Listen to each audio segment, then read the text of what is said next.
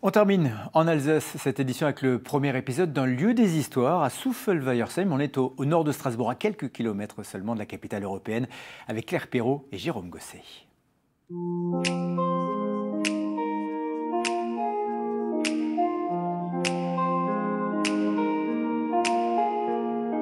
Bienvenue à Souffelweyersheim, une commune barinoise où vivent environ 8000 personnes. Il s'y passe plein de choses, on va le découvrir cette semaine et on va commencer par les présentations. Parfois réduite à sa zone commerciale, Souffelweyersheim cache bien des atouts. Entre ville et campagne, plus de 8000 personnes habitent ici. La commune grandit tout en restant à taille humaine.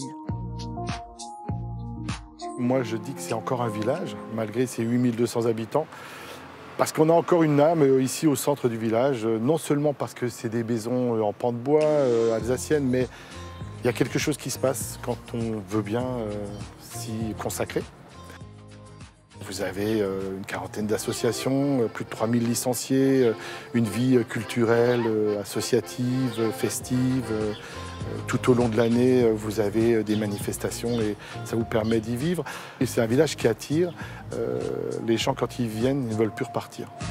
Pour mieux comprendre, nous sommes allés explorer le vieux Souffel, ses jolies rues, en compagnie d'un habitant féru d'histoire. Il y a une date que tout le monde connaît à Souffelweyersheim. Effectivement, il y a une date qui a marqué l'histoire du village, c'est 1815. Qu'est-ce qui s'est passé? Alors 1815, c'est la destruction totale du village, intégrale. Toutes les maisons ont été brûlées.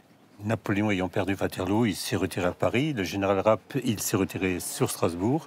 Et il a été poursuivi par les ennemis de Napoléon. Ils ont incendié le village. Ce qui fait que tout ce qu'on voit, toutes les maisons sont postérieures à 1815. Avec les incendies, les archives sont aussi parties en fumée. Alors, depuis des années, les anciens écrivent l'histoire du village. Le livre de Souffelweyersheim revient sur les faits marquants, les personnalités, les moments partagés aussi, comme les baignades dans le canal, une autre époque. Pratiquement tout le village de Souffelweyersheim a appris à nager à cet emplacement du canal. C'est vrai, c'est là qu'on a tous appris à nager à Souffelweyersheim. À l'époque, le canal n'était pas pollué. Bah oui. J'ai grandi ici. Et, ça me fait plaisir au point de vue qu'il reste quelque chose.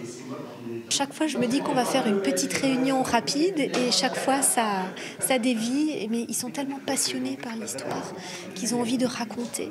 Alors j'ai dit, bon, on n'a peut-être pas fini.